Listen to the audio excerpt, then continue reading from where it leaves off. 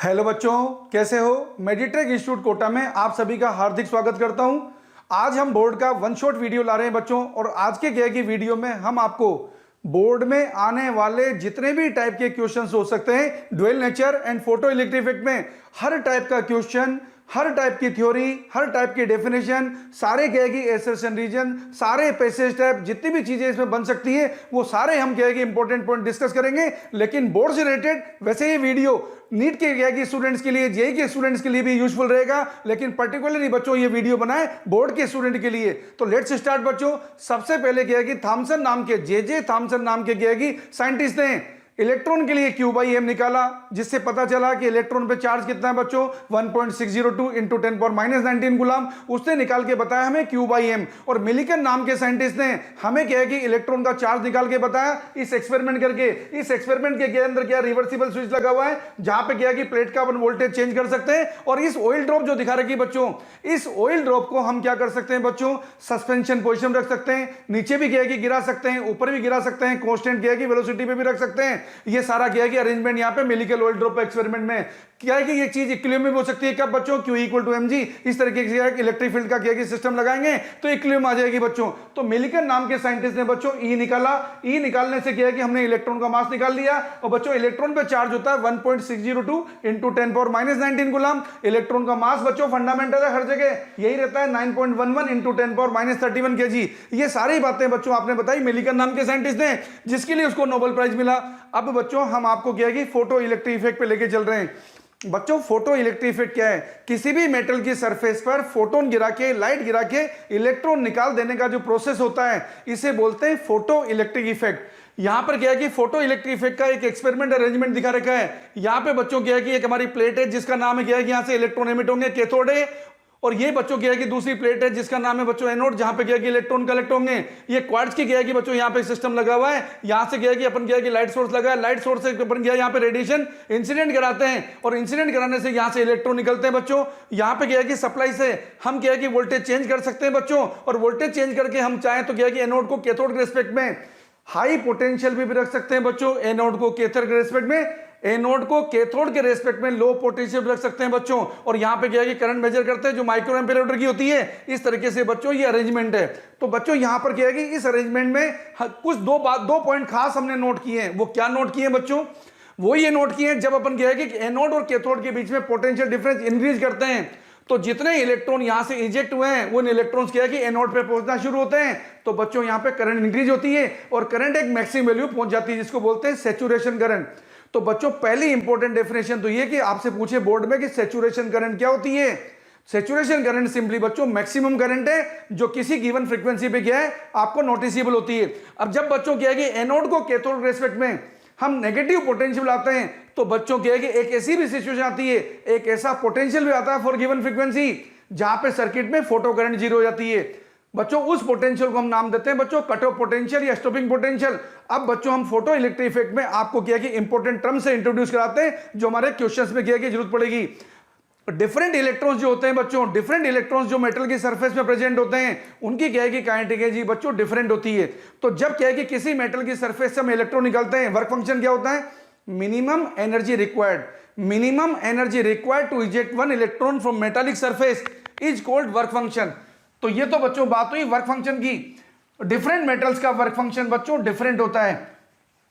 जब क्या है कि मेटल से इलेक्ट्रॉन निकल जाते हैं तो बच्चों वो इलेक्ट्रॉन क्या है कि मेटल की सरफेस पे जाके जमा हो जाते हैं। उन इलेक्ट्रॉन्स की एनर्जी डिफरेंट होती है। जिस इलेक्ट्रॉन की एनर्जी जितनी ज्यादा होगी बच्चों उस इलेक्ट्रॉन को निकालना वहां पे उतना आसान होता है। जिस इलेक्ट्रॉन की एनर्जी जितनी कम होती है उस इलेक्ट्रॉन को निकालना वहां से उतना डिफिकल्ट होता है। तो बच्चों मैं आपको क्या है कि वन बाय वन पहले फोटो इलेक्ट्रिक इफेक्ट की डेफिनेशन से इंट्रोड्यूस करा रहा हूं। सबसे पहली डेफिनेशन है बच्चों यहां पर वर्क फंक्शन। वर्क फंक्शन क्या होता है बच्चों, this is minimum energy required, minimum energy required to eject one electron from metallic surface is called बच्चों वर्क फंक्शन। डिफरेंट क्या है कि एलिमेंट्स का वर्क फंक्शन बच्चों डिफरेंट होता है। सीजियम का वर्क फंक्शन सबसे कम होता है बच्चों 2.14 इलेक्ट्रॉन वोल्ट, और प्लेटिनम का बच्चों वर्क फंक्शन सबसे ज्यादा होता है मेटल्स के अंदर, जो क्या है कि 5.65 इलेक्ट्रॉन वोल्ट होता है। अब बच्चों आपको बता रहा हूं थ्रेशोल्ड फ्रीक्वेंसी, ये भी आपको बोर्ड में पूछा जा सकता है बच्चों। थ्रेशोल्ड फ्रीक्वेंसी क्या बच्चों? This is the minimum frequency required to eject electron from given metallic surface is called threshold frequency. ये है बच्चों थ्रेशोल्ड फ्रीक्वेंसी, जिसको लिखते हैं अपन म्यू जीरो से। ये क्या बच्चों, अगर बोर्ड में पूछा जाता है 1 मार्क्स के क्वेश्चन में, this is minimum frequency required to eject 1 electron from metallic surface against surface attraction. ये है बच्चों थ्रेशोल्ड फ्रीक्वेंसी। अब बच्चों आपको बात बता रहे हैं कट ऑफ पोटेंशियल की, जिसका नाम है स्टॉपिंग पोटेंशियल। स्टॉपिंग पोटेंशियल क्या चीज है बच्चों? अगर आपको डेफिनेशन पूछ जाएगी तो लिखोगे बच्चों, this is the minimum opposing potential, minimum negative potential applied at anode to make photo current in the circuit to be zero. ये बच्चों स्टॉपिंग पोटेंशियल है।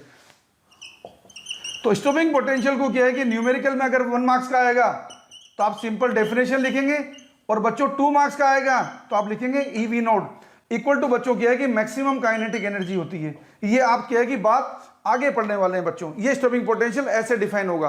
अब बच्चों यहां पे क्या है कि आइंस्टीन नाम के क्या है कि साइंटिस्ट ने, लेनार्ड नाम के साइंटिस्ट ने क्या है कि कई सारे एक्सपेरिमेंट किए, फोटो इलेक्ट्रिक इफेक्ट को डिस्कवर किया था हर्ट्ज नाम के साइंटिस्ट ने, लेनार्ड नाम के साइंटिस्ट ने एक्सपेरिमेंट किए, और आइंस्टीन ने क्या है कि बाद में इसका डिटेल्ड एक्सप्लेनेशन दिया।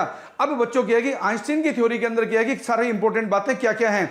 आइंस्टीन की क्या है कि आइंस्टीन ने क्या है कि माना कि जब क्या है कि यहां पे क्या है कि लाइट गिरती है, लाइट क्या है कि बनी होती है बच्चों क्वांटा से, एनर्जी के पैकेट से। जब क्या है कि किसी मेटल की सरफेस पे लाइट गिरेगी, फोटोन गिरेंगे, तो बच्चों ये क्या है कि फोटोन का एब्जॉर्प्शन क्या है कि पर्टिकुलर इलेक्ट्रॉन के द्वारा होगा। यदि क्या है कि एनर्जी सफिशिएंट है, मींस वर्क फंक्शन से ज्यादा है, तो मेटल की सरफेस से इलेक्ट्रॉन इजेक्ट हो जाएगा, और जो इलेक्ट्रॉन इजेक्ट होगा, अगर फोटोन की एनर्जी h म्यू बच्चों और वर्क फंक्शन अगर फाई है, तो इजेक्टेड इलेक्ट्रॉन की बच्चों काइनेटिक एनर्जी आएगी h म्यू माइनस फाई। तो आपको 1 बाय 1 बच्चों बोर्ड के अकॉर्डिंग क्या है कि सारे पॉइंट्स पे लेके चल रहा हूं। देखिए बच्चों, ये आइंस्टीन का क्या है कि सिस्टम है, और इसके जो रिजल्ट्स हैं ये आपको 1 बाय 1 बताऊंगा। ये बच्चों आइंस्टीन की इक्वेशन है, Einstein's photo electric effect equation, Einstein's photo electric effect equation.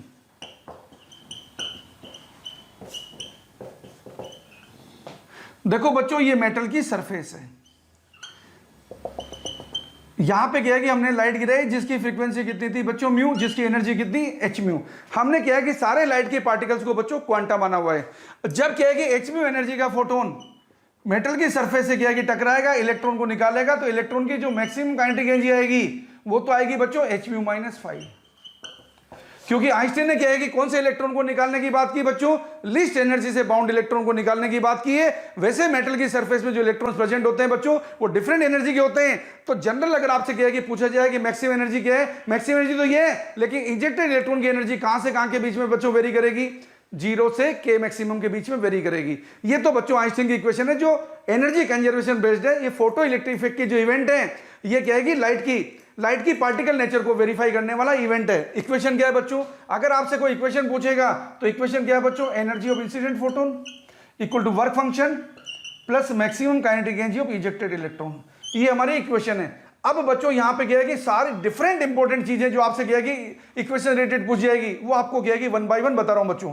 पहली चीज आपसे पूछ जाएगी बच्चों यहां पे kinetic energy, maximum kinetic energy का अगर फ्रीक्वेंसी के साथ ग्राफ बनाया जाए बच्चों, मैक्सिमम काइनेटिक एनर्जी का अगर फ्रीक्वेंसी के साथ ग्राफ बनाए बच्चों, तो हमारी इक्वेशन क्या है, के मैक्सिमम इक्वल टू बच्चों h म्यू माइनस फाइव। तो बच्चों का ग्राफ बनाया जाएगा तो ये ग्राफ ऐसा आएगा। अब यहां पे क्या है कि आपको क्या है कि बोर्ड में फिर से क्या है कि नई नई चीजें पूछ जाएगी। ये क्या है कि फ्रीक्वेंसी वाली एक्सिस पे ये ग्राफ जहां पे कट कर रहा है ना बच्चों, ये पॉइंट क्या है बच्चों, ये पॉइंट है थ्रेशोल्ड फ्रीक्वेंसी का पॉइंट है। ये पॉइंट किसका बच्चों, ये पॉइंट है थ्रेशोल्ड फ्रीक्वेंसी का पॉइंट है। कहने का मीनिंग क्या है बच्चों, अगर इंसिडेंट फोटोन की फ्रीक्वेंसी थ्रेशोल्ड फ्रीक्वेंसी से कम होगी तो इलेक्ट्रॉन इजेक्ट ही नहीं होगा, तो यहां पे क्या है कि सारी चीजें बंद हो जाएगी, स्टॉपिंग पोटेंशियल, और mu equal to just mu zero हुआ तो स्टॉपिंग पोटेंशियल जीरो होगा। और इलेक्ट्रॉन इजेक्शन कब चलेगा बच्चों सर्किट में, जब म्यू क्या होगा बच्चों, म्यू की वैल्यू म्यू जीरो से ज्यादा होगी या उसके इक्वल होगी, तो सरफेस से इलेक्ट्रॉन इजेक्ट होगा। अगर ग्राफ बच्चों क्या है कि अलग क्या है कि फ्रीक्वेंसी अलग डिफरेंट डिफरेंट चीजों के लिए बच्चों थ्रेशोल्ड फ्रीक्वेंसी की वैल्यू डिफरेंट होती है, तो अलग मैटर के लिए ग्राफ बनाए बच्चों, तो ये भी ग्राफ हो सकता है बच्चों, ये भी ग्राफ आपका हो सकता है बच्चों। अगर ये ग्राफ बनाए बच्चों, ये किसी मेटल ए के लिए, ये किसी मेटल बी के लिए, तो हमें क्या पता चलेगा, ये मेटल ए की बच्चों थ्रेशोल्ड फ्रीक्वेंसी कम है, किससे, मेटल बी की थ्रेशोल्ड फ्रीक्वेंसी से। तो मेटल ए से क्या है कि बच्चों इलेक्ट्रॉन निकालना इजी है, मेटल बी से इलेक्ट्रॉन निकालना डिफिकल्ट है। तो ये तो बच्चों क्या है कि ग्राफ देखा अपने, maximum kinetic energy of ejected electron and frequency of incident photon के बीच में। इस ग्राफ की स्लोप क्या देगी बच्चों आपको, इस ग्राफ की स्लोप देगी आपको प्लांक कांस्टेंट। कई बार न्यूमेरिकल में क्या है कि स्लोप के थ्रू आपसे प्लांक कांस्टेंट की वैल्यू पूछ सकता है, तो आप निकाल सकते हैं। नेक्स्ट ग्राफ देखिए बच्चों, अगर आपसे क्या है कि यहां पे ग्राफ पूछेगा स्टॉपिंग पोटेंशियल एंड फ्रीक्वेंसी के बीच का, अगर आपसे ग्राफ पूछेगा स्टॉपिंग पोटेंशियल एंड फ्रीक्वेंसी के बीच का, तो आपकी इक्वेशन क्या है बच्चों, EV0 equal to H mu minus five. तो V0 लिखा बच्चों H upon E mu minus five upon E। तो जब ग्राफ बनाओगे ना बच्चों, स्टॉपिंग पोटेंशियल का फ्रीक्वेंसी के साथ जब ग्राफ बनाओगे बच्चों, तो ये ग्राफ आपको ऐसा मिलने वाला है। ये ग्राफ जिस पॉइंट पे काट रहा है, ये पॉइंट तो क्या है बच्चों, थ्रेशोल्ड फ्रीक्वेंसी का पॉइंट है, और ग्राफ की स्लोप क्या है बच्चों, H अपॉन E। तो कभी कभी स्लोप के थ्रू आपसे क्या है कि H अपॉन E की वैल्यू पूछ सकता है। और ये ग्राफ का इंटरसेप्ट क्या है बच्चों, ये है फाइव अपॉन E। तो ये ग्राफ आपने देख लिया, इसकी स्लोप कितनी बच्चों, H अपॉन E। इस ग्राफ का क्या है कि यहाँ पे ये पॉइंट कौन सा है बच्चों, थ्रेशोल्ड फ्रीक्वेंसी का पॉइंट है। इस तरीके से ये क्या है कि ग्राफ बन गया। अब आपको बच्चों फोटो इलेक्ट्रिक इफेक्ट में क्या है कि डिफरेंट रिजल्ट्स बता रहा हूं आइंस्टीन की फोटो इलेक्ट्रिक इफेक्ट इक्वेशन के बेस पर। देखो बच्चों, यहां पे एक्सपेरिमेंट से जब ये किया गया, ये जो इलेक्ट्रॉन इजेक्ट होता है बच्चों, ये जो इलेक्ट्रॉन इजेक्ट होता है ना, यहां पे कई सारी क्या है कि एक्सपेरिमेंटल रिसर्च है। इन एक्सपेरिमेंट रिजल्ट में हम क्या बोल रहे हैं बच्चों, अगर अपन क्या है कि यहां पे बच्चों फ्रीक्वेंसी कांस्टेंट रखें और इंटेंसिटी ऑफ इल्यूमिनेशन बढ़ाएं बच्चों, फ्रीक्वेंसी कांस्टेंट रखें, इंटेंसिटी ऑफ इल्यूमिनेशन बढ़ाएं बच्चों, तो यहां पे क्या है कि तो यहां पे हम देखते हैं बच्चों फोटो करंट की वैल्यू बढ़ती जाती है। कब बच्चों, अगर फ्रीक्वेंसी कांस्टेंट है, अगर बच्चों फ्रीक्वेंसी कांस्टेंट है, मेटल का वर्क फंक्शन कांस्टेंट है, तो ये चीज हम ऑब्जर्व करते हैं बच्चों कि फोटो करंट डायरेक्टली प्रोपोर्शनल होती है बच्चों इंटेंसिटी के। फोटो करंट किस पे डिपेंड नहीं करती बच्चों, स्टॉपिंग पोटेंशियल पे डिपेंड नहीं करती। इंटेंसिटी बच्चों स्टॉपिंग पोटेंशियल पे डिपेंड नहीं करती। ये बच्चों पहला रिजल्ट है। दूसरा रिजल्ट बता रहा हूं बच्चों, अगर हम इंटेंसिटी क्या है कांस्टेंट रखेंगे, इंटेंसिटी कांस्टेंट रखेंगे और फ्रीक्वेंसी इंक्रीज करेंगे बच्चों, इंटेंसिटी कांस्टेंट रखेंगे और फ्रीक्वेंसी इंक्रीज करेंगे बच्चों, तो kinetic energy of ejected electron बढ़ेगी।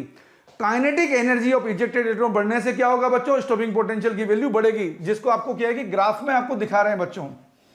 देखो ये ग्राफ आपको दिखाया बच्चों, ये करंट एंड पोटेंशियल के बीच में। तो यहां पे क्या है कि ग्राफ में ये नोट किया गया बच्चों, ग्राफ में ये नोट किया बच्चों क्या है कि हम क्या देख रहे हैं कि इंटेंसिटी जब हम बढ़ाते जा रहे हैं तो क्या होता जा रहा है बच्चों, क्या है कि करंट की वैल्यू बढ़ती जाती है और बाद में करंट मैक्सिमम वैल्यू पहुंच जाती है फॉर गिवन इंटेंसिटी I1। और जब क्या है कि यहां पे क्या है कि गिवन इंटेंसिटी पे क्या है कि करंट कांस्टेंट हो जाती है बच्चों, उसको बोलते हैं सैचुरेशन करंट। आपने क्या देखा बच्चों, ये एनोड वोल्टेज बढ़ाने से यहां पे क्या है कि करंट क्यों बढ़ी बच्चों, क्योंकि क्या है कि जितने इलेक्ट्रॉन कैथोड से इजेक्ट हुए थे वो इलेक्ट्रॉन क्या है कि एनोड पे पहुंचने लगे बच्चों। जब सारे इलेक्ट्रॉन क्या है कि एनोड पहुंच जाते हैं तो करंट मैक्सिमम वैल्यू पहुंच जाती है, उसको बोलते हैं बच्चों सैचुरेशन करंट। और क्या है कि हमारी क्या है कि यहां पे करंट फिर कांस्टेंट हो जाती है। और यहां पे आपने क्या देखा बच्चों, आपने यहां पे क्या है कि ग्राफ में देखा कि जब अपन ने क्या है कि एनोड की वोल्टेज को कैथोड रेस्पेक्ट में नेगेटिव बना दिया तो सर्किट में क्या है कि फोटो करंट ड्रेस्टिकली डिक्रीज होना शुरू हो जाती है। एक एनोड का क्या है कि वो नेगेटिव वोल्टेज जिसमें फोटो करंट जीरो होती है उसको बोलते हैं बच्चों, उसको बोलते हैं कट ऑफ पोटेंशियल, जिसको बोलते हैं स्टॉपिंग वोल्टेज। अब हमने क्या देखा बच्चों, अब हम फ्रीक्वेंसी को कांस्टेंट रख रहे हैं। अगर बच्चों हम फ्रीक्वेंसी कांस्टेंट रखें और इंटेंसिटी बढ़ाएं तो वापस हम क्या नोट कर रहे हैं, इंटेंसिटी बढ़ा रहे हैं, फ्रीक्वेंसी कांस्टेंट रखें तो ये हमारा क्या है कि कट ऑफ वोल्टेज तो चेंज नहीं हो रहा, लेकिन सर्किट में सैचुरेटेड करंट बढ़ जाती है। तो ये बच्चों हम नोट कर रहे हैं। ये बच्चों I2 इंटेंसिटी पर है, I2 I1 से ज्यादा है। अगर बच्चों I3 बनाएंगे, जो I3 की वैल्यू भी बच्चों अगर I2 से ज्यादा होगी तो यहां पे क्या है कि सैचुरेटेड करंट और ज्यादा है, लेकिन क्या चेंज नहीं हो रहा बच्चों, यहां पे स्टॉपिंग पोटेंशियल की वैल्यू चेंज नहीं हो रही है। कब बच्चों, यदि फ्रीक्वेंसी कांस्टेंट है। ये ग्राफ बना है कांस्टेंट फ्रीक्वेंसी पर बच्चों। तो आपने क्या है कि एक इंपॉर्टेंट बात क्या नोट करी बच्चों, जब फ्रीक्वेंसी कांस्टेंट है और हम इंटेंसिटी बढ़ा रहे हैं तो सर्किट में फोटो करंट बढ़ रही है बच्चों। सर्किट में फोटो करंट बढ़ रही है लेकिन स्टॉपिंग पोटेंशियल चेंज नहीं हो रहा। अब बच्चों हम इंटेंसिटी को कर रहे हैं कांस्टेंट एंड फ्रीक्वेंसी को कर रहे हैं चेंज। तो नेक्स्ट रिजल्ट बता रहे हैं बच्चों, जब हम इंटेंसिटी को कांस्टेंट रखेंगे बच्चों एंड फ्रीक्वेंसी को चेंज करेंगे तो हम यहां पे ये नोट करेंगे बच्चों, कट ऑफ पोटेंशियल की वैल्यू चेंज होगी बच्चों। तो देखिए ये किसी गिवन इंटेंसिटी पे जब हम ग्राफ देख रहे हैं बच्चों, किसी गिवन उस पे जब बच्चों हम ग्राफ देख रहे हैं, ये ग्राफ आपको इस तरीके के मिल रहे हैं बच्चों, ये ग्राफ आपको इस तरीके के मिल रहे हैं बच्चों। किसी गिवन इंटेंसिटी पे बच्चों जब हमने ग्राफ बनाया, ये ग्राफ बच्चों हमें इस तरीके का मिल रहा है। तो यहां पे क्या देख रहे हैं बच्चों, अगर ये ग्राफ μ3 फ्रीक्वेंसी पे, ग्राफ μ2 फ्रीक्वेंसी पे, ग्राफ μ1 फ्रीक्वेंसी पे है, और बच्चों क्या है कि अगर μ3 μ2 से ज्यादा है, μ2 μ1 से ज्यादा है, तो यहां पे क्या है कि कट ऑफ पोटेंशियल V03 ज्यादा है बच्चों, V02 से V02 ज्यादा है बच्चों V01 से। तो आपने क्या देखा बच्चों, आपने देखा अगर इंटेंसिटी कांस्टेंट है बच्चों, इंटेंसिटी कांस्टेंट है और कांस्टेंट इंटेंसिटी यदि हमने फ्रीक्वेंसी चेंज करी है, तो जब फ्रीक्वेंसी ज्यादा होगी तो क्या मीनिंग हुआ ज्यादा फ्रीक्वेंसी का, जब बच्चों क्या है कि फ्रीक्वेंसी ऑफ इंसिडेंट फोटोन बढ़ाते हैं तो एनर्जी ऑफ इंसिडेंट फोटोन बढ़ती है, तो kinetic energy of ejected electron बढ़ती है, और जब बच्चों kinetic energy of ejected electron बढ़ती है तो स्टॉपिंग पोटेंशियल की वैल्यू बढ़ती है। जैसे फॉर एग्जांपल अगर क्या है कि किसी मेटल की सरफेस पे 5 इलेक्ट्रॉन एनर्जी का फोटोन गिरा और वर्क फंक्शन बच्चों अगर 1 इलेक्ट्रॉन वोल्ट है, तो क्या है कि इंजेक्टेड इलेक्ट्रॉन की काइनेटिक एनर्जी कितनी होगी बच्चों, 4 इलेक्ट्रॉन वोल्ट, तो स्टॉपिंग पोटेंशियल कितना आएगा, -4 वोल्ट। अगर बच्चों इंसिडेंट फोटोन की एनर्जी क्या है कि अगर आप 6 इलेक्ट्रॉन वोल्ट कर दें और वर्क फंक्शन बच्चों 1 इलेक्ट्रॉन वोल्ट है, तो इजेक्टेड इलेक्ट्रॉन की काइनेटिक एनर्जी 5 इलेक्ट्रॉन हो जाएगी, उस समय क्या है कि बच्चों स्टॉपिंग पोटेंशियल की वैल्यू -5 वोल्ट होगी। तो कहने का मीनिंग क्या है बच्चों, जितना फ्रीक्वेंसी ऑफ इंसिडेंट फोटोन बढ़ेगी उतना kinetic energy of ejected electron बढ़ेगी और उतना ही बच्चों स्टॉपिंग पोटेंशियल की वैल्यू भी बढ़ेगी। तो ये ग्राफ आपने देखा बच्चों, ये ग्राफ हमारा क्या था बच्चों, ये करंट एंड वोल्टेज का ग्राफ था, किस पर बच्चों, डिफरेंट फ्रीक्वेंसी पर। अब बच्चों आपको क्या है कि कुछ और बातें बता रहे हैं यहां पे इंपॉर्टेंट, कि फोटो इलेक्ट्रिक इफेक्ट को बच्चों क्या है कि समझाने की कोशिश वेव थ्योरी ने भी की थी बच्चों। वेव थ्योरी इसको समझाने में फेल हो गई बच्चों। किन किन बातों में फेल हो गई बच्चों, देखो ये बातें थी, ये आइंस्टीन की क्या है कि क्वांटम थ्योरी के अकॉर्डिंग ये काइनेटिक एनर्जी बच्चों इजेक्टेड इलेक्ट्रॉन की, जिसको लिखा हाफ mv मैक्सिमम इक्वल लिखा बच्चों म्यू माइनस म्यू जीरो। तो बच्चों क्या है कि ये तो क्वांटम थ्योरी है आइंस्टीन की और ये वेव थ्योरी है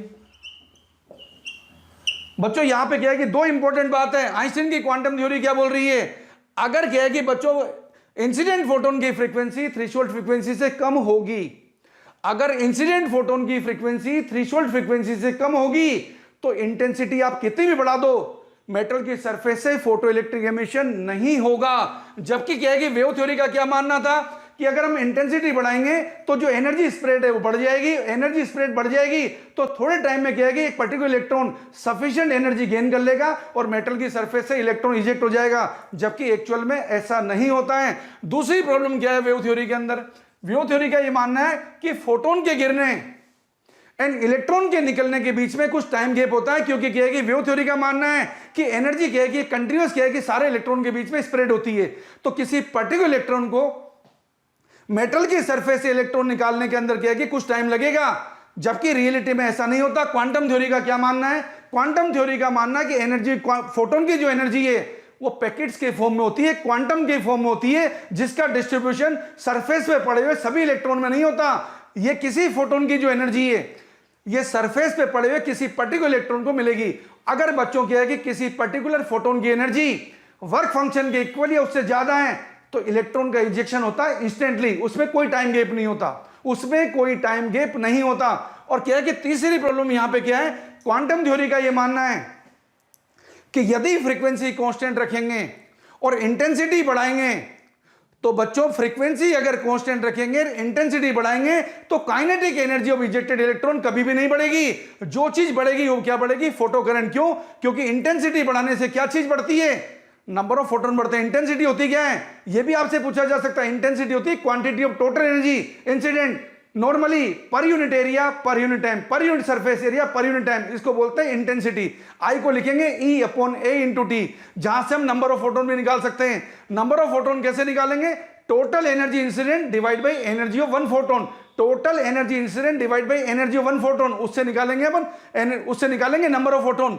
तो यहां पे क्या है कि क्वांटम थ्योरी का क्या मानना है? क्वांटम थ्योरी बोलती है कि अगर फ्रीक्वेंसी कांस्टेंट है और इंटेंसिटी बढ़ाएंगे तो जो चीज बढ़ेगी वो क्या बढ़ेगी? देखो ये नंबर ऑफ फोटोन है जिसको हमने लिखा IAT/hµ। तो बच्चों फ्रीक्वेंसी कांस्टेंट है, इंटेंसिटी बढ़ाएंगे तो नंबर ऑफ फोटोन बढ़ेंगे, नंबर ऑफ फोटोन बढ़ेंगे तो नंबर ऑफ इलेक्ट्रॉन बढ़ेंगे, और नंबर ऑफ इलेक्ट्रॉन बढ़ेंगे तो करंट बढ़ेगी। जबकि क्या है कि वेव थ्योरी क्या बोलती है? यदि हम इंटेंसिटी बढ़ाएंगे और फ्रीक्वेंसी कांस्टेंट रखेंगे तो इजेक्टेड इलेक्ट्रॉन की काइनेटिक एनर्जी बढ़नी चाहिए, जबकि रियलिटी में ऐसा नहीं होता है। तो इन तीन चीजों के ऊपर क्या है कि हमारी वेव थ्योरी फेल हो गई यहां पर। अब आपने वेव थ्योरी क्या है कि क्वांटम थ्योरी के क्या है कि कंपैरिजन देख लिए। अब इसमें क्या है कि आपको बोर्ड में कैसे कैसे न्यूमेरिकल्स पूछे जा सकते हैं वो आपको बताते हैं। एसर्शन रीजन के क्वेश्चन भी आपसे पूछे जा सकते हैं। एसर्शन रीजन में आपको क्या पूछा जा सकता है? अगर आपसे कोई बोलता है, ये जैसे एसर्शन लिखा, एसर्शन में लिखता है in photoelectric effect experiment with the increase in frequency, with the increase in frequency photocurrent increases. ये सारा क्या है कि इस तरीके से लिखा रहेगा। रीजन में क्या लिखा रहेगा? with the increase in frequency, with the increase in frequency kinetic energy of ejected electron increases। तो बच्चों यहां पे आप क्या देख रहे हैं कि एसर्शन यहां पे गलत हो गया है और रीजन यहां पे सही है। इस तरह के क्वेश्चंस आपको एसर्शन रीजन में मिलेंगे। आपको क्या है कि बोल सकता है कि stopping potential with the increase in frequency stopping potential linearly increase होता है, ये बात सही है। तो जो जो क्या है कि पॉइंट्स आपने पढ़े हैं उन सारे पॉइंट्स को आपको यहां पे याद रखना है, तो आप एसर्शन रीजन के सोल्व कर सकते हैं। इस तरीके की सारी चीजें आपको क्या है कि हमारे लेक्चर्स में मिलती रहेंगी। अब आपको क्या है कि पैसेज टाइप क्वेश्चन भी पूछ सकता है। पैसेज टाइप क्वेश्चन में आपको देगा कि जैसे क्या है कि एक आपको पैराग्राफ दे दिया, उस पैराग्राफ में आपको क्या है कि फोटो इलेक्ट्रिक इफेक्ट के बारे में दुनिया भर की चीजें दे दी और आपको बोल दिया कि ये सीजियम का वर्क फंक्शन है, ये सोडियम का वर्क फंक्शन है और ये क्या है कि प्लेटिनम का वर्क फंक्शन है। तो आपको यहां से पता चलेगा मेटल की सरफेस में डिफरेंट इलेक्ट्रॉन जो पड़े होते हैं उनकी एनर्जी डिफरेंट होती है। तो किसी पर्टिकुलर सरफेस से अगर फोटो इलेक्ट्रिक एमिशन हुआ है किसी पर्टिकुलर तरीके की लाइट से, तो ऐसा कोई जरूरी नहीं कि पर्टिकुलर तरीके की लाइट से दूसरी मेटल की सरफेस से भी फोटो इलेक्ट्रिक एमिशन हो जाए, ऐसा कोई जरूरी नहीं है। जैसे क्या है कि विजिबल लाइट आपको क्या है कि प्लेटिनम से फोटो इलेक्ट्रिक इफेक्ट नहीं दिखा सकती, क्योंकि प्लेटिनम का वर्क फंक्शन 5.65 इलेक्ट्रॉन वोल्ट है, जबकि विजिबल लाइट की एनर्जी कम होती है। वहां पे वेवलेंथ कितनी होती है? 4000 एंगस्ट्रॉम से 7000 एंगस्ट्रॉम। जब आपको क्या है कि किसी की वेवलेंथ पता होती है, आपसे एनर्जी पूछ सकता है, एनर्जी निकालने का फॉर्मूला है hc/λ। अगर फोटोन से रिलेटेड बात है, hc की स्टैंडर्ड वैल्यू होती है कितनी? 12,400 इलेक्ट्रॉन वोल्ट एंगस्ट्रॉम। अब ये तो पैसेज टाइप बात होगी, पैसेज में आपको सारा डिटेल में समझा दिया। अब आपसे पूछा कि क्या है कि यहाँ पे मेटल की सरफेस पे इस वेवलेंथ का फोटोन गिर रहा है। अब आपसे पूछा जाएगा कि यहाँ पे थ्रेशोल्ड फ्रीक्वेंसी क्या होगी, थ्रेशोल्ड वेवलेंथ क्या होगी, इजेक्टेड इलेक्ट्रॉन की काइनेटिक एनर्जी क्या होगी। तो आप क्या है कि 1 by 1 मैक्सिमम काइनेटिक एनर्जी क्या होगी, मैक्सिमम वेलोसिटी क्या होगी। अगर क्या है कि इलेक्ट्रॉन क्या है कि मैग्नेटिक फील्ड में अगर एंटर हो गया परपेंडिकुलरली, तो आपसे न्यूमेरिकल में सर्कुलर पाथ की रेडियस भी पूछ सकता है। तो उसको आप निकालेंगे R = mv/qb से। क्यों? क्या है कि इलेक्ट्रॉन का चार्ज है जिसकी वैल्यू कितनी होती है। तो मैं आपको क्या है कि 1 by 1 आपको टर्म बता रहा हूं जो आपको देगा, और आप उसको क्या है कि कैसे निकालेंगे वो आप देखिए। अगर आपको न्यूमेरिकल में मैं आपको डिफरेंट टाइप बता रहा हूं, ये तो टाइप्स हैं। पहली बात आपसे क्या कि पूछ सकता है कि फोटो इलेक्ट्रिक इफेक्ट में जो इलेक्ट्रॉन निकलता है, ये जो इलेक्ट्रॉन निकलता है इसकी क्या है कि वेलोसिटी किन किन चीज पे डिपेंड कर रही है। तो इलेक्ट्रॉन की वेलोसिटी किस बात पे डिपेंड करेगी, या इलेक्ट्रॉन की काइनेटिक एनर्जी किस बात पे डिपेंड करेगी? एनर्जी ऑफ इंसिडेंट फोटोन पे डिपेंड करेगी, जो फ्रीक्वेंसी या वेवलेंथ से रिलेटेड है। और जो कैथोड है, जो इलेक्ट्रॉन एमिटर है, उसके वर्क फंक्शन पे डिपेंड करेगी, क्योंकि वर्क फंक्शन डिफरेंट होगा तो kinetic energy of ejected electron different होगी। आपसे पूछा जाएगा कि क्या है कि सर्किट में फोटो करंट क्या है कि अगर किस पे डिपेंड करेगी, फोटो करंट किस बात पे डिपेंड करेगी? फोटो करंट डिपेंड करेगी कि आपने क्या है कि इंटेंसिटी क्या रख रखी है, इंटेंसिटी के अकॉर्डिंग आप फोटो करंट चेंज करेंगे। इंटेंसिटी क्या है कि डिस्टेंस पे डिपेंड करेगी। अगर आप क्या है कि सोर्स को इलेक्ट्रॉन एमिटर से डिस्टेंस के साथ चेंज करेंगे तो आपको ऐसे भी न्यूमेरिकल मिलेंगे। सोर्स को यदि हम पॉइंट सोर्स मानते हैं, पॉइंट सोर्स के केस में न्यूमेरिकल में आएंगे इंटेंसिटी के प्रोपोर्शनल 1/r²। तो अगर आर आप क्या है कि अगर इंक्रीज करेंगे तो इंटेंसिटी डिक्रीज होगी। अगर बच्चों न्यूमेरिकल में आपने क्या है कि डिस्टेंस डबल कर दी तो इंटेंसिटी कितनी हो जाएगी बच्चों? 1/4। और इंटेंसिटी 1/4 हो जाएगी तो नंबर ऑफ फोटोन 1/4 हो जाएंगे। तो सर्किट में क्या है कि फोटो करंट भी 1/4 हो जाएगी। लेकिन क्या है कि सोर्स की एमिटर से डिस्टेंस चेंज करने पे स्टॉपिंग पोटेंशियल चेंज नहीं होता, क्योंकि स्टॉपिंग पोटेंशियल की वैल्यू नंबर ऑफ फोटोन पे डिपेंड नहीं करती, स्टॉपिंग पोटेंशियल की वैल्यू फ्रीक्वेंसी पे डिपेंड करती है। अब कैथोड से कोई इलेक्ट्रॉन इंजेक्ट हुआ है और एनोड पे पहुंचा है, आपको कैथोड और एनोड के बीच में सपोज किया कि पोटेंशियल डिफरेंस दे दिया 10 किलो वोल्ट। अब आपसे पूछा कि है कि वहां पे एनोड पे जो इलेक्ट्रॉन पहुंच रहा है उसकी एनर्जी कितनी होगी। एक इलेक्ट्रॉन को जब 1 वोल्ट का पोटेंशियल डिफरेंस दिया जाता है उसकी एनर्जी होती है 1 इलेक्ट्रॉन वोल्ट। ओके, एक इलेक्ट्रॉन को 1 वोल्ट का पोटेंशियल डिफरेंस देंगे तो एनर्जी कितनी होगी 1 इलेक्ट्रॉन वोल्ट। अगर आपने पोटेंशियल कितना लगाया 10 किलो वोल्ट, तो क्या कि जो इलेक्ट्रॉन पहुंच रहा है उसकी एनर्जी कितनी होगी 10 किलो इलेक्ट्रॉन वोल्ट। तो ऐसा कोई न्यूमेरिकल आएगा और रोकने के लिए कितना पोटेंशियल, जस्ट अपोजिट कर दो, वैसा क्वेश्चन भी सोल्व हो जाएगा। तो ये नेक्स्ट टाइप की। अब आप देखिए वापस आपको क्या है कि नेक्स्ट किस तरह का क्वेश्चन मिलेगा। नेक्स्ट क्वेश्चन मिलेगा, ये मेटल की सरफेस है, यहां पे पूछा जाएगा एचम्यू एनर्जी का फोटोन गिर रहा है और यहां पे एचम्यू एनर्जी का फोटोन गिर रहा है और वर्क फंक्शन अगर फाई है तो क्या है कि इंजेक्ट इलेक्ट्रॉन की काइनेटिक एनर्जी कितनी होगी एचम्यू -फाई होगी और इसकी मैक्सिमम वैल्यू क्या होगी। मैक्सिमम वैल्यू के लिए क्या है कि फाई क्या होना चाहिए, वर्क फंक्शन होना चाहिए, ये मैक्सिमम काइनेटिक एनर्जी होगी। ओके, जिसकी वैल्यू कहां से कहां के बीच में रेंज कर सकती है, मैक्सिमम काइनेटिक एनर्जी की वैल्यू 0 से एचम्यू -फाई के बीच में रेंज कर सकती है, क्योंकि सरफेस में जो इलेक्ट्रॉन पड़े हुए हैं वो सब डिफरेंट एनर्जी के इलेक्ट्रॉन है। आगे देखिए आपसे क्या है कि नेक्स्ट क्या क्वेश्चन पूछ सकता है। नेक्स्ट आपसे क्वेश्चन पूछ सकता है, ये मेटल है, इस मेटल पे क्या है कि आपने क्या आपको देखा क्वेश्चन में इस वेवलेंथ का फोटोन गिर रहा है, वर्क फंक्शन इतना है, तो इसकी वेलोसिटी कितनी होगी। तो वेलोसिटी कैसे निकाल लोगे आप, hc/λ -फाई इक्वल टू कर देंगे हाफ mv मैक्सिमम स्क्वायर। यहां से आप क्या है कि वेलोसिटी निकाल सकते हैं। और अगर ये क्या है कि मैग्नेटिक फील्ड में एंटर हो गया, जो आपको दे रखा है परपेंडिकुलर, आपसे पूछा जाएगा रेडियस, तो रेडियस आप इससे निकाल देना mv/eb से। mv आप कैसे निकाल सकते हैं, √2mk से, कि यहाँ पे काइनेटिक एनर्जी है मैक्सिमम डिवाइड बाई ईबी। इस तरीके से आप रेडियस निकाल सकते हैं सर्कुलर पाथ की। तो ये आपने क्या है कि डिफरेंट वैरायटी क्वेश्चन देखे। आपको पूछा जाएगा स्टॉपिंग पोटेंशियल की वैल्यू क्या होगी, उसको कैसे निकालेंगे। देखिए अगर स्टॉपिंग पोटेंशियल आपको पूछा उसको आप कैसे निकालेंगे। ये स्टॉपिंग पोटेंशियल निकालने के लिए सपोज ये हमारी मेटल की सरफेस है, इसमें कोई फोटोन गिरा है 4 इलेक्ट्रॉन वोल्ट का, यहां पे वर्क फंक्शन है 1 इलेक्ट्रॉन वोल्ट, तो इलेक्ट्रॉन जो इजेक्ट हो रहा है उसकी मैक्सिमम काइनेटिक एनर्जी कितनी है 3 इलेक्ट्रॉन वोल्ट, तो स्टॉपिंग पोटेंशियल की वैल्यू कितनी होगी -3 वोल्ट। तो ये बच्चों क्या है कि हमारे पास टाइप्स हैं जिसके अकॉर्डिंग आपको क्या है कि क्वेश्चन में पूछ सकता है। अब आपको क्या है कि बच्चों बात बताते हैं डी ब्रोगली हाइपोथेसिस के बारे में। डी ब्रोगली नाम के साइंटिस्ट ने बताया कि जो मूविंग मैटर पार्टिकल है उनकी ड्यूअल नेचर होती है, मींस वो पार्टिकल नेचर भी शो करते हैं और वेव नेचर भी शो करते हैं। हर टाइम उनके अंदर क्या है कि दोनों कैरेक्टर प्रेजेंट होते हैं, लेकिन एक टाइम में एक ही कैरेक्टर डोमिनेंट होता है, जिसको उसने बताया लैम्डा = h/p के रिलेशन से। तो बच्चों ये क्या है कि डी ब्रोगली हाइपोथेसिस है।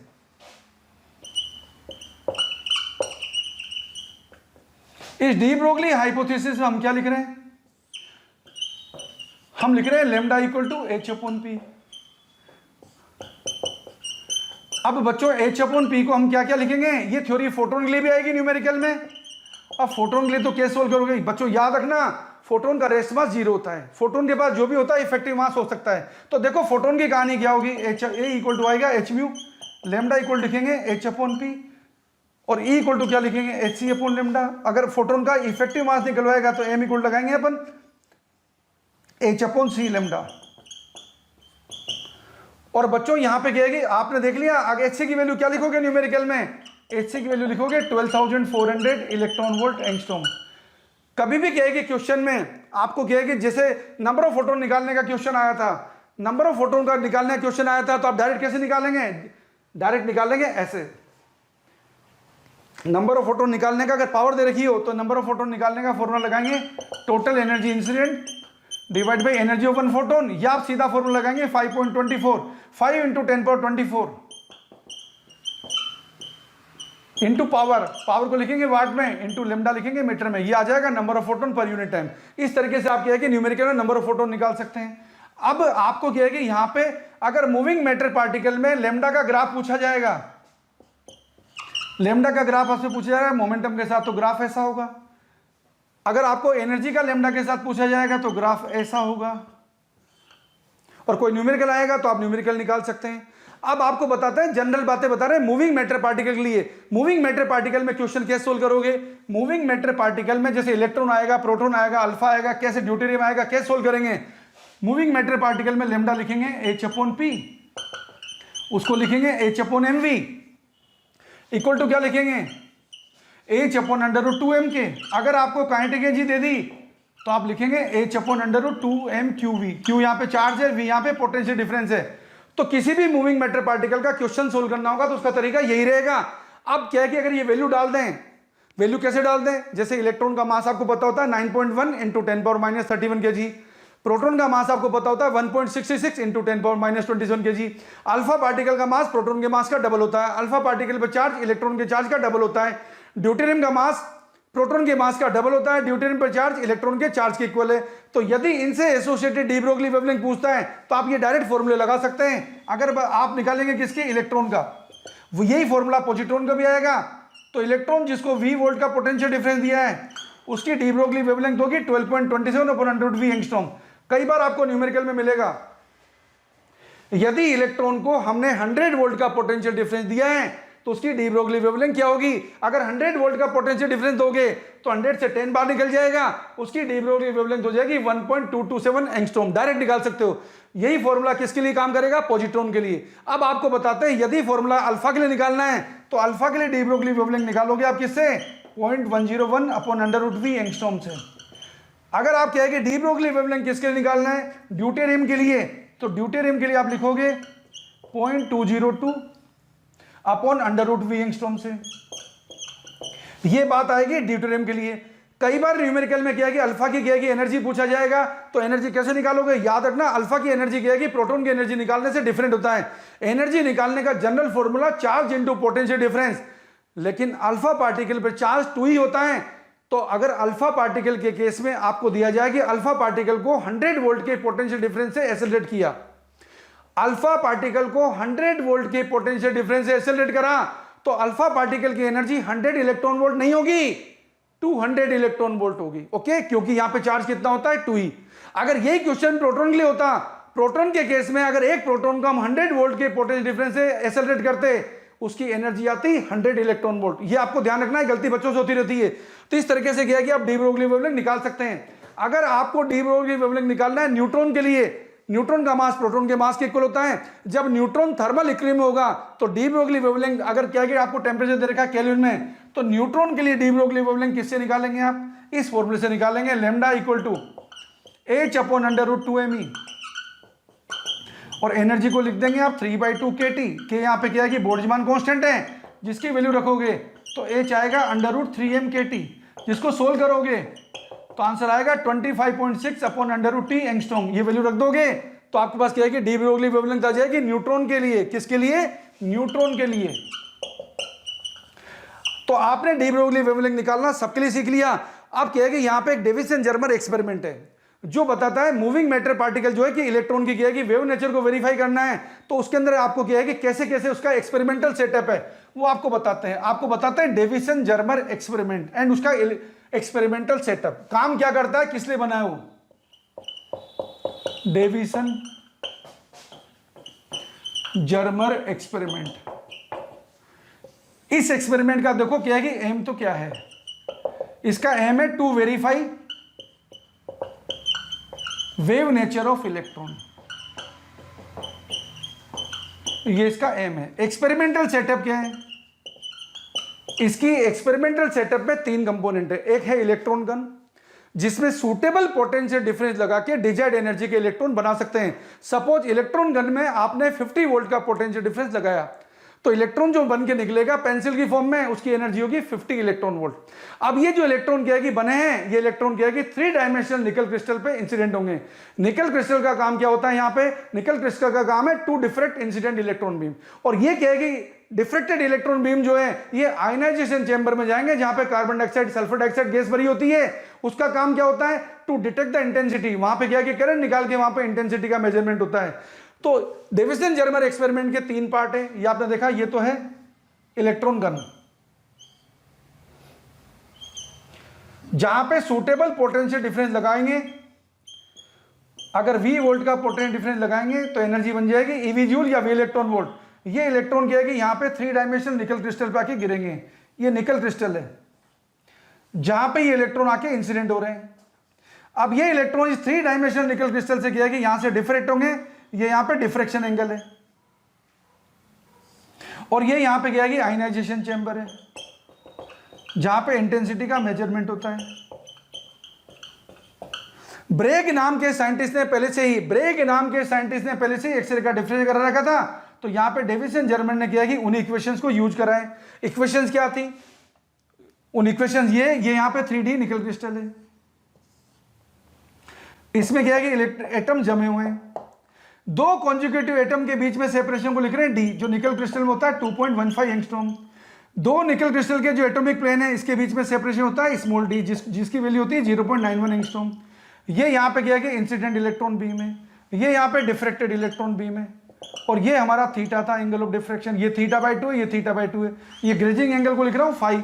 तो यहां पे क्या है कि हमारी इक्वेशन क्या होती है? इक्वेशन होती है d sin theta equal to होता है n लैम्डा। n यहां पर है ऑर्डर ऑफ डिफ्रेक्शन। दूसरी इक्वेशन है 2d sin phi equal to n lambda. ये ब्रेग की जो इक्वेशन है ये सॉल्यूशन कहां तक देती है? इसमें सॉल्यूशन एग्जिस्ट करेगा लैम्डा की मैक्सिमम वैल्यू जब तक 2d के इक्वल होगी, वहां तक हमें सॉल्यूशन मिलेगा। डेविसन जर्मन ने इस इक्वेशन को यूज करा, और इक्वेशन यूज करके हमें रिजल्ट में क्या बताया? डिफरेंट एनर्जी के क्या है कि इलेक्ट्रॉन यहां पे इंसिडेंट करे, और क्या है कि डेविसन जर्मन का क्या है कि जो रिजल्ट है वो ये कि जिस इलेक्ट्रॉन को हमने कितना पोटेंशियल दिया 54 वोल्ट का, कितने डिफ्रेक्शन एंगल पर? 50 डिग्री डिफ्रेक्शन एंगल पर।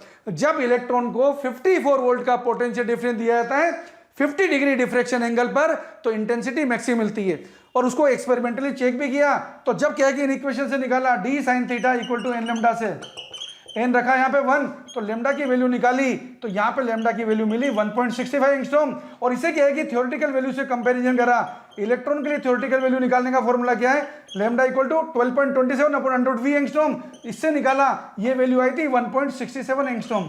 तो lambda theoretical and lambda experimental दोनों सेम आई, जिससे क्या पता चला? इलेक्ट्रॉन की वेव नेचर होती है। कभी कभी इसके ग्राफ भी पूछेगा, तो ग्राफ इंटेंसिटी का ग्राफ इस तरीके से आएगा, ये जहां पे मैक्सिमम इंटेंसिटी कितने एंगल पे होगा? 50 डिग्री पर। दूसरा ग्राफ आपको क्या है कि पोलर ग्राफ आपको मिलेगा। पोलर ग्राफ में आपको क्या ध्यान रखना है? जहां पे potential difference incident electron beam है, जहां पे पोटेंशियल डिफरेंस 54 वोल्ट होगा वहीं पे मैक्सिमम इंटेंसिटी मिलेगी। तो ये ग्राफ के अंदर ये वाली जो लेंथ है ना वेक्टर की, जिसमें सबसे ज्यादा लंबी मिल जाए, मान लेना वही ग्राफ किससे बना होगा? 54 वोल्ट का। सबसे ज्यादा लंबी का मतलब क्या है? कई ग्राफ आपको ऐसे आएंगे, तो जो ग्राफ में क्या है कि इसकी लेंथ सबसे ज्यादा मिलेगी, वही ग्राफ हमारा क्या है कि वही ग्राफ हमारा करेक्ट ग्राफ होगा। वो कहां पे होगा? 54 वोल्ट पे 50 डिग्री एंगल पर। तो ये बात तो थी किसकी? डेविसन जर्मन एक्सपेरिमेंट की। साथ में यहां पे क्या है कि ये भी आता है हाइजेनबर्ग अनसर्टेनिटी प्रिंसिपल। वो क्या होता है? हाइजेनबर्ग अनसर्टेनिटी प्रिंसिपल बोलता है कि किसी भी क्या है कि पार्टिकल के अंदर एक साथ delta x and delta P, मतलब उसकी पोजीशन और मोमेंटम दोनों के अंदर क्या है कि एक साथ करेक्टनेस से पर मेजरमेंट नहीं कर सकते। उनके अंदर अनसर्टेनिटी मिलती है h बार मतलब h/2π।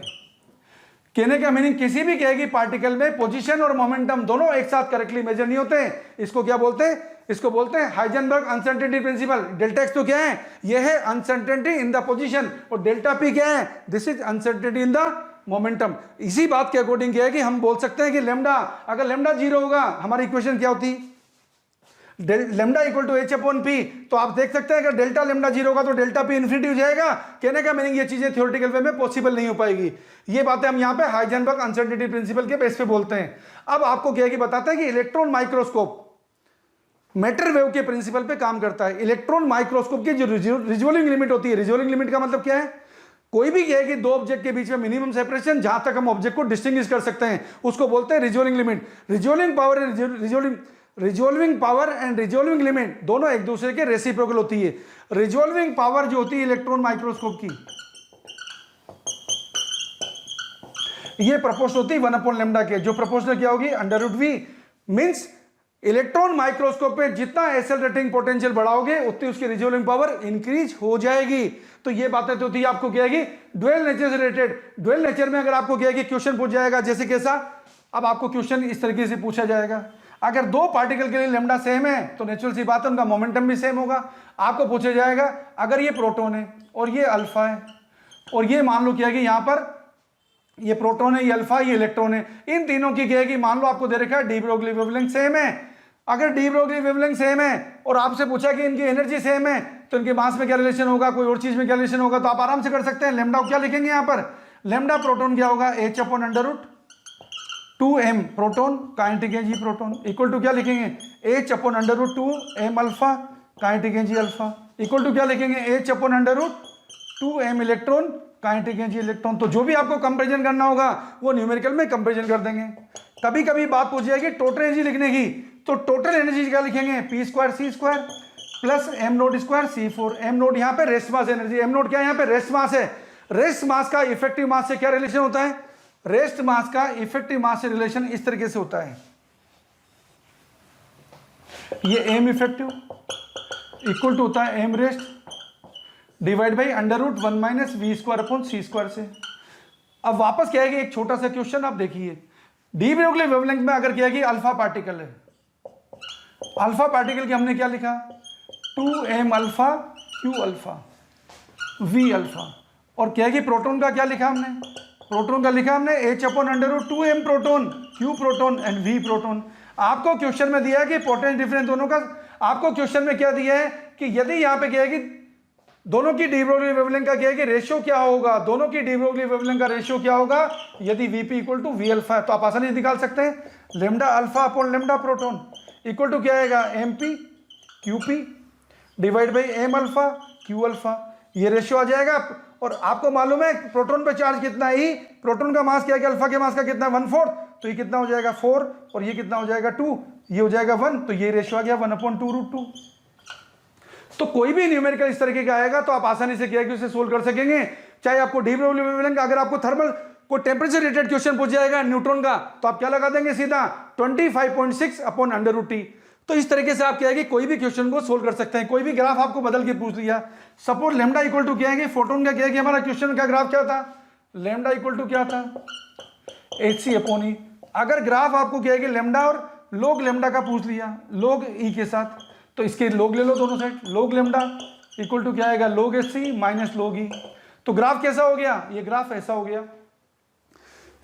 तो डियर स्टूडेंट, हम आपको क्या है कि यहां पर 1 by 1 इस तरीके से क्या है कि सिंगल शॉट के अंदर क्या है कि वीडियो लाते रहेंगे बोर्ड के चैप्टर्स के। आपको क्या है कि सारी डिटेल्ड क्या है कि जो क्वेश्चंस होंगे इनके क्या है कि एक्स्ट्रा स्लॉट जो क्या है कि दूसरे वीडियो बनेंगे उसमें क्या है कि एक्सरसाइज के क्वेश्चन, एडिशनल एक्सरसाइज के क्वेश्चन, जितने भी क्या है कि टाइप के एक्सपेक्टेड क्वेश्चन हो सकते हैं, एडिशनल पॉइंट जो हो सकते हैं, वो सारे आपको समझाएंगे। लास्ट में मैं आपको क्या है कि ब्रीफ में आपको रिविजन कराता हूं। ब्रीफ के अंदर क्या है, यहां पर फोटो इलेक्ट्रिक इफेक्ट में क्या था, फोटो इलेक्ट्रिक इफेक्ट में आपको पता है डिफरेंट क्या है कि जो कैथोड होते हैं उनके वर्क फंक्शन डिफरेंट होते हैं। तो कहने का मीनिंग, अगर आप क्या है कि लाइट गिराओगे तो वहां से जो इलेक्ट्रॉन निकलेंगे, सेम फ्रीक्वेंसी के फोटोन अगर आप क्या है कि डिफरेंट मेटल की सरफेस पे गिराओगे तो इजेक्टेड इलेक्ट्रॉन की क्या है कि एनर्जी भी डिफरेंट होगी। वर्क फंक्शन आपको बताया, ये क्या था, minimum energy required to eject electron. Threshold frequency या कट ऑफ फ्रीक्वेंसी क्या थी, जिससे कम फ्रीक्वेंसी का कोई फोटोन गिराओगे तो फोटो इलेक्ट्रिक एमिशन नहीं होगा। स्टॉपिंग पोटेंशियल क्या था, वो नेगेटिव पोटेंशियल जो सर्किट में फोटो करंट को क्या बनाते हैं, जीरो बनाते हैं। इंटेंसिटी क्या थी, total energy divide by total energy per unit surface area per unit time. अब लास्ट के अंदर क्या है कि बात आपको पूछी जा सकती है फोटो सेल के बारे में। फोटो सेल क्या करता है, लाइट एनर्जी को इलेक्ट्रिक एनर्जी में चेंज करता है। मींस इंटेंसिटी जब चेंज होगी तो क्या है कि करंट का पैटर्न कैसा रहेगा, वो आपको फोटो सेल बनाता है। फोटो सेल क्या है कि हमारे कंट्रोल सिस्टम एंड लाइट के अंदर क्या है कि काम आता है। कई बार क्या है कि जैसे बल्ब अलार्म होती है उसमें भी क्या है कि फोटो सेल काम आता है। सिनेमेटोग्राफी में, साउंड रिकॉर्डिंग में भी फोटो सेल काम आता है। आपकी क्या है कि स्ट्रीट लाइट में भी क्या है कि फोटो सेल काम आता है। हॉल में नंबर ऑफ क्या है कि काउंट पीपल जो कितने एंटर हुए हैं उनको काउंट करना है। स्ट्रीट लाइट्स को स्विच ऑफ स्विच ऑन करना है, उसमें भी फोटो सेल काम आता है। तो आपने क्या है कि यहाँ पे क्या है कि कई ग्राफ भी देखे हैं फोटो इलेक्ट्रिक इफेक्ट में, स्टॉपिंग पोटेंशियल का फ्रीक्वेंसी के साथ ग्राफ देखा। तो ग्राफ क्या था, EV नॉट इक्वल टू क्या था, H/E समथिंग इक्वेशन थी। ग्राफ की स्लोप क्या थी बच्चों, H/E थी। ग्राफ क्या है कि फ्रीक्वेंसी एक्सिस पे कहां पे कट करता था, थ्रेशोल्ड फ्रीक्वेंसी के पॉइंट पे कट करता था। Maximum kinetic energy of ejected electron का फ्रीक्वेंसी के साथ क्या है कि ग्राफ का स्लोप क्या हुआ करता था, प्लांक कांस्टेंट होता था। तो न्यूमेरिकल में ग्राफ की स्लोप के बेस पे आपसे क्या पूछ सकता है, प्लांक कांस्टेंट पूछ सकता है। आपने फोटो इलेक्ट्रिक इफेक्ट में और खास बातें क्या देखी है, खास बात ये देखिए, अगर हम इंटेंसिटी कांस्टेंट रखेंगे और फ्रीक्वेंसी बढ़ाएंगे तो स्टॉपिंग पोटेंशियल बढ़ेगा, kinetic energy of ejected electron बढ़ेगी। और फ्रीक्वेंसी का क्या है कि स्टॉपिंग पोटेंशियल साथ रिलेशन लीनियर होता है। लीनियर का मतलब फ्रीक्वेंसी बढ़ती है तो स्टॉपिंग पोटेंशियल भी बढ़ता जाता है। लेकिन अगर फ्रीक्वेंसी कांस्टेंट होती है और इंटेंसिटी बढ़ाते हैं तो हमने देखा था फोटो करंट बढ़ती है। और क्या है कि अगर अपन एनोड को कैथोड के बीच में पोटेंशियल डिफरेंस बढ़ाते हैं तो करंट इंक्रीज होती है और एक सैचुरेशन करंट तक पहुंच जाती है। सैचुरेशन करंट क्या थी? मैक्सिमम करंट थी, जिसके बाद में क्या है कि करंट का बढ़ना बंद हो जाता है। अगर करंट को और बढ़ाना है तो नंबर ऑफ फोटोन बढ़ाइए तो क्या है कि करंट सर्किट में और बढ़ेगी। तो ये सारी बातें आपने किया कि वन शॉट वीडियो के अंदर photo electric effect and dual nature के बीच में देखी, ड्यूअल नेचर के चैप्टर में देखी। इस तरीके से हम आपके लिए किया कि वन शॉट वीडियो सारे लाते रहेंगे और ये सारे वीडियो आपको किया कि गूगल प्ले स्टोर पे जो हमारा ऐप है मेडिट्रैक, उसके अंदर आपको किया कि देखने को मिलेंगे। उनके अंदर सिंगल शॉट वीडियो के साथ साथ आपको कई सारे किया कि बोर्ड के चैप्टर्स के वीडियो के सारे जो एक्सरसाइज हैं उनके क्वेश्चंस मिलेंगे, सारे solution one two all type of question के सॉल्यूशन मिलेंगे। उसके अंदर आपको पीछे एडिशनल एक्सरसाइज के क्वेश्चन मिलेंगे, एसएस एंड रीजन जो बोर्ड के अंदर प्रपोज्ड है उस टाइप के क्वेश्चन आपको मिलेंगे। साथ में पैसेज बेस्ड आपको क्वेश्चन देखने को मिलेंगे। मींस आपकी क्या है कि बोर्ड की प्रिपरेशन अप्रोक्सीमेटली 40 दिन का जो पीरियड होगा उसमें बोर्ड की प्रिपरेशन आपकी हो जाएगी अप्रोक्सीमेटली 100%। आपकी क्या है कि बोर्ड के अंदर आएंगे मार्क्स 100%। तो क्या है कि बने रहिए। थैंक यू बच्चों।